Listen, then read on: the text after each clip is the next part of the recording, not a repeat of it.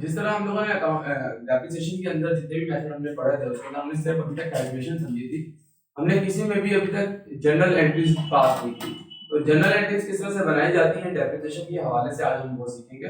तो सबसे पहले आप जो भी कंपनी का नाम होगा या जो भी इदारे का नाम होगा आप उसकी हेडिंग डालेंगे। तो उसके बाद जनरल आ जाएगा। फिर जिस तरह जनरल का पूरा फॉर्मेट बनता है, date, particular, post reference, debit, credit, और अगर वो रुपीस के अंदर तो रुपीस, डॉलर में है तो डॉलर, या जिस करेंसी में भी काम हो रहा है तो उस करेंसी का साइन लाजमी आएगा। अच्छा, अब जनरल एंट्रीज किस किस की बनेगी और किस किस की नहीं बनेगी, अब आज वो चीज हमने डिस्कस करनी है।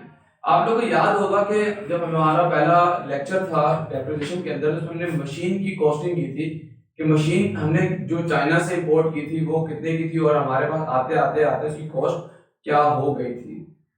तो उसके अंदर दो पोर्शन थे। आपको याद होगा कि हमने मशीन परचेज की थी। मशीन परचेज करने के बाद उसमें ट्रेड डिस्काउंट और कैश डिस्काउंट वगैरह माइनस किए थे और प्लस किए थे, जो चीजें जितने भी मामला थे वो सब थे। और उसके बाद फिर सेल टैक्स को भी इसमें हमने एनरोल किया था। उसके बाद हमारे पास एक अमाउंट आएगी।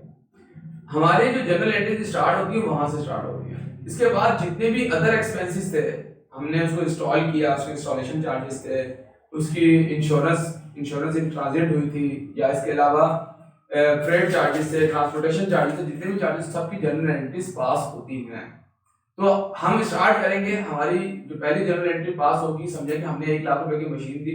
1 लाख की मशीन के ऊपर हमें कोई डिस्काउंट मिला, discount, trade discount, cash discount minus करने के बाद मैं एज्यूम करता हूं कि मेरी मशीन की जो वैल्यू है वो 90,000 है, 90,000 रुपीज है।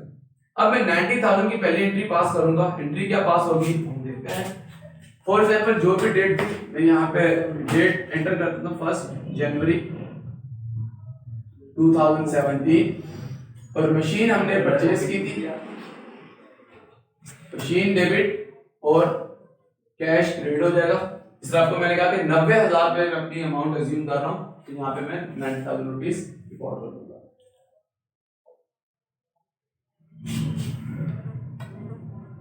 ये आ जाएगी। और इसके साथ इसकी जो नरेशन होती है to record purchase machine, narration इतनी मुश्किल नहीं होती, वो आसान होती है, आप आसानी से कर सकते हैं क्योंकि आप लोग फर्स्ट टाइम में ऑलरेडी पढ़ चुके हैं। तो एज इट इज इतनी मुश्किल चीज नहीं है, वैसे लिखनी होती है। अच्छा, फिर आगे चलते हैं।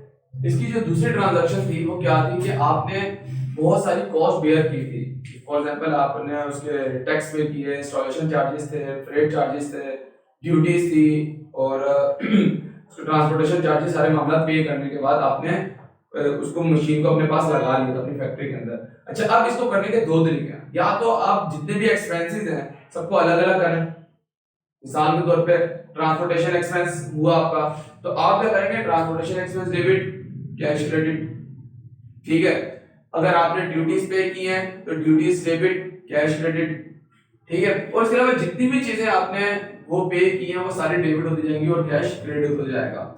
एक तरीकाकार ये होता है। और इसके साथ साथ दूसरा तरीकाकार ये होता है कि आप सबको एक्युमुलेट करके लिख देते हो कि सब कुछ मेरे पास आया, यानी कि सब चीजें मैंने यूज की हैं, उन सब की एक ही कंपाउंड एंट्री बना देते हो, अलग अलग करने की जरूरत नहीं है। यानी कि बार बार जो है एक चीज डेबिट कर रहे हो और कैश क्रेडिट करने की जरूरत नहीं है। जितने भी आपने एक्सपेंसेस बेयर किए थे, ठीक है, वो सारे एक जगह पे आप कर देते हो। अच्छा, इसको लिखने के लिए आपको उस एक्सपेंस का नाम लिखने की जरूरत नहीं है क्योंकि ये सारा का सारा मशीन का पार्ट बन चुका है। तो हम एक ही एंट्री पास कर सकते हैं, मशीन डेबिट, कैश क्रेडिट। मिसाल के तौर पे मैं आपको समझा रहा हूँ कि मशीन को इंपोर्ट जब मैंने किया, इंपोर्ट करने से लेके मेरी फैक्ट्री आने तक मशीन के ऊपर 30,000 रुपए की कॉस्ट आई। उसमें ट्रांसपोर्ट भी शामिल कर लेते हैं हम, इंश्योरेंस इन ट्रांजिट भी शामिल कर लेते हैं, ड्यूटी भी शामिल कर लेते हैं, ओवरहॉलिंग वगैरह या कोई डैमेज या रिपेयर कुछ हुआ था वो सब शामिल कर लेते हैं। मैं कहता हूँ मेरे 30,000 रुपए लगे, तो मैं एक एंट्री पास कर सकता हूँ। उस एंट्री को इस तरह से, मशीन डेबिट, कैश क्रेडिट 30,000।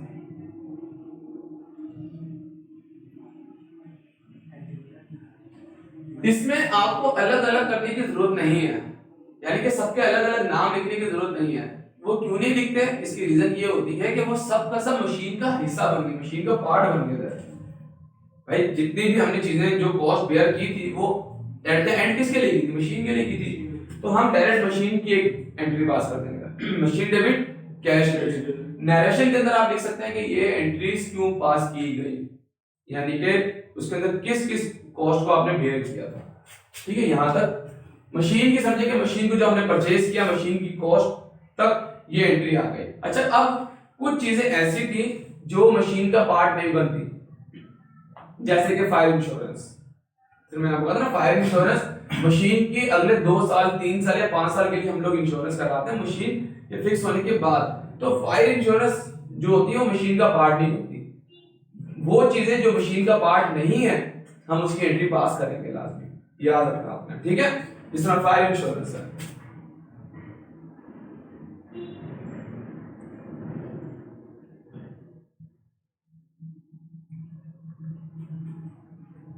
मैंने फायर इंश्योरेंस करवाई थी 5,000 रुपए की, तो मैं यहाँ पे रिकॉर्ड कर दूंगा फायर इंश्योरेंस। और इसके अलावा ऐसे एक्सपेंसेस जो मशीन का पार्ट नहीं बनेंगे वो इसमें आ जाएंगे अलग से। जो मशीन का पार्ट बन गए वो सबको आपने प्लस करके यहाँ लिखना है, और जो उसका पार्ट नहीं बनेंगे वो आप अलग अलग करके लिखेंगे।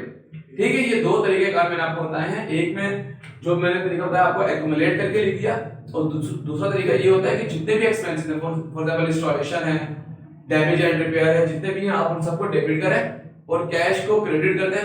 वो तरीका भी सही है। तो जहां आपको सहूलत हो, जिस तरीके से भी आप चाहें वो चीजें कर सकते हैं। यहां तक हो गया मशीन को परचेज करने का काम। अच्छा, अब हम आगे चलते हैं, मशीन का जो डेप्रिसिएशन होगा वो किस तरह से रिकॉर्ड होगा। फॉर एग्जांपल हमारा जो भी मेथड था, स्ट्रेट लाइन हो, डिमिनिशिंग हो, सम ऑफ 8 डिजिट मेथड हो या प्रोडक्शन मेथड हो, कहीं से भी कुछ भी हो, उसका डेप्रिसिएशन रिकॉर्ड करने का तरीका सेम है सबका। जनरल एंट्री सबकी सेम होती है, अमाउंट चेंज होगा, ईयर्स चेंज होगा, डेट चेंज हो जाएगी। ठीक है, फॉर एग्जांपल मैं कहता हूं कि मेरा स्ट्रेट लाइन मेथड था, मैं एक मेथड को फॉलो करके बस जनरल एंट्रीज बनाता हूं। मेरा स्ट्रेट लाइन मेथड के मुताबिक मैंने 2017 के अंदर जो डेप्रिसिएशन निकाला वो निकाला 15,000 रुपए का। ठीक है, एज्यूम कर रहा हूं मैं। तो मेरा जो डेप्रिसिएशन था उसकी मैं एंट्री क्या पास करूंगा, डेप्रिसिएशन एक्सपेंस डेबिट और अलाउंस फॉर डेप्रिसिएशन क्रेडिट हो जाएगा।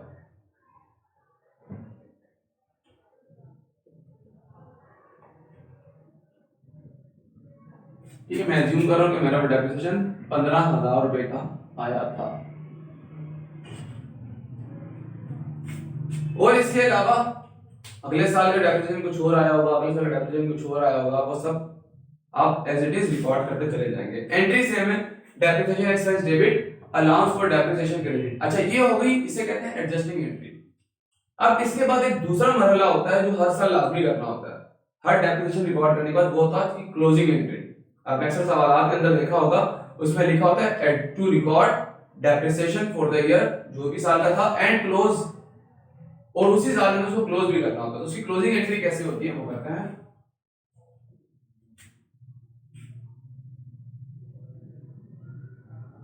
Expense and revenue summary debit depreciation expense credit, क्योंकि जो हमारा एक्सपेंस होता है वो क्लोज हो जाता है।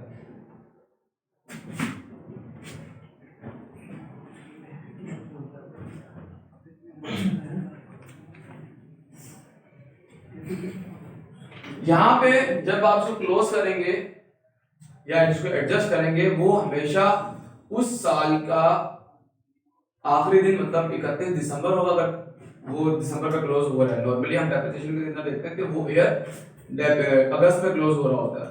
तो यहाँ पे हम लिखेंगे 31 अगस्त और 31 दिसंबर 2017, और एज इट इज ये भी इस तरह से नीचे आ जाएगा। तो ये कहलाती है इसकी एडजस्टिंग एंट्री, और ये कहलाती है इसकी क्लोजिंग एंट्री। ये हर साल करनी होती है। अगर आपको कहा जा रहा है कि एक मशीन आपने परचेज की, उसको 5 साल का डेप्रिसिएशन निकालना है, 5 साल का डेप्रिसिएशन निकालो, सवाल की रिक्वायरमेंट ये है कि इसको 5 साल की इसकी एडजस्टिंग और क्लोजिंग एंट्री करें, तो आपने ये वाली एंट्री 5 दफा करनी होगी। ठीक है, लेकिन उसमें अमाउंट हो सकता है चेंज हो। स्ट्रेट लाइन तो सेम आता है, प्रोडक्शन के अंदर चेंज आता है, डिमिनिशिंग में चेंज आता है, सम ऑफ ईयर डिजिट्स मेथड में चेंज आता है। तो वो सबके जो डेप्रिसिएशन होंगे, अमाउंट होंगे, वो चेंज आएंगे। तो ये वाली एंट्रीज याद रखिएगा, यहाँ पे हमारी जो जनरल एंट्रीज होती है वो क्लोज होती है, ठीक है, सब खत्म हो गई। पहले बार क्या काम करना था, आपने मशीन परचेज कर ली, मशीन परचेज करने की एंट्री के बाद जो इसमें एक्सपेंसेस रह गए थे वो नहीं किए उसको रिकॉर्ड करेंगे। उसके बाद अगला स्टेप होता है कि जो डेप्रिसिएशन है उसको रिकॉर्ड करें। फाइनल स्टेप ये होता है डेप्रिसिएशन को क्लोज करना है। हमेशा जब भी एक्सपेंस को क्लोज किया जाता है ताकि हमारे जो भी खाते हैं जो भी अकाउंट्स है उसको उस साल तक खत्म कर दिया हमने। तो ये आखिरी में जो एंट्री होती है इसमें एक्सपेंस क्रेडिट होता है, एक्सपेंस एंड रेवेन्यू समरी का जो अकाउंट है वो डेबिट होता है। तो हमारी जो जनरल एंट्रीज होती है वो यहाँ पे खत्म हो जाती है। इसके बाद जो हमारा अगला स्टेप है वो होता है बैलेंस शीट का, और इसके अलावा इसका टी अकाउंट्स भी बनते हैं। अब जो हमारा लास्ट स्टेप है वो हम बैलेंस शीट बनाएंगे। बैलेंस शीट इसकी बहुत आसान होती है। अच्छा, इसमें एक चीज याद रखिएगा, जब भी इसके सवाल सॉल्व करेंगे तो इसमें कंप्लीट बैलेंस शीट नहीं बनती। इनके सवालात के अंदर लिखा हुआ होता है, क्वेश्चंस में बकायदा मेंशन होता है कि पार्शियल बैलेंस शीट बनाएं। पार्शियल का मतलब होता है अधूरी, आधी, इनकम्प्लीट। ठीक है, इसमें पूरी बैलेंस शीट आपने नहीं बनानी है, यानी कि आपने पूरे एसेट्स नहीं लिखने कंपनी के, ना ही पूरी इक्विटीज लिखनी है, लायबिलिटीज लिखनी है, कैपिटल लिखना है, कुछ भी नहीं लिखना। आपने सिर्फ दो चीजें लिखनी है। पहली चीज, आपके पास जो मशीन है उसकी वैल्यू लिखेंगे। आपके पास एसेट है, एसेट के अंदर हमारे पास एसेट आ रहा है मशीन का। अब मशीन की वैल्यू कितनी है, इधर देखें, मशीन की वैल्यू आ रही 90,000 और 30,000, तो टोटल मशीन की वैल्यू आई 1,20,000। अब मशीन की जो वैल्यू आई, यानी मशीन जो हमारे जो एसेट है उसका वैल्यू आई 1,20,000। अब हमने इसमें से एक चीज माइनस करनी है, दिस इज कॉल्ड डेप्रिसिएशन। तो यहां हम लिख देंगे अलाउंस फॉर डेप्रिसिएशन।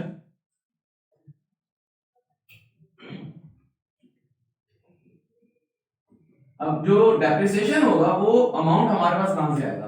अब मैंने इस साल के अंदर जो है एक डेप्रिसिएशन कैलकुलेट करके लिखा था 15,000। मैं कहता हूं कि मेरे दो डेप्रिसिएशन थे 2 साल के थे। ठीक है, याद रखिएगा यहाँ जो बैलेंस शीट बनाई जाएगी उसमें आपने जितने भी डेप्रिसिएशन होंगे उसका एक्यूमुलेट करना है। 2 साल, 3 साल, 4 साल, जितने भी सालों का डेप्रिसिएशन निकालना होगा आपने। मैं कहता हूं मेरे पास 2 साल का डेप्रिसिएशन था, पहले साल का 15,000 था, दूसरे साल का भी 15,000 था, क्योंकि 15 स्टेट का मैंने था 15,000 पे फिक्स आता था। तो मैं यहाँ पे अज्यूम करता हूँ कि मेरे पास डेप्रिसिएशन 30,000 पे आ रहा है, तो इसका बैलेंस आ जाएगा 90,000। ये आपकी बैलेंस शीट हो गई। तो इसे कहते हैं पार्शियल बैलेंस शीट। तो डेप्रिसिएशन के अंदर सारे स्टेप्स करते करते जब एंड में आते हैं तो एंड में इसकी बैलेंस शीट बनती है, और मुश्किल नहीं है, बहुत आसान बैलेंस शीट इसकी।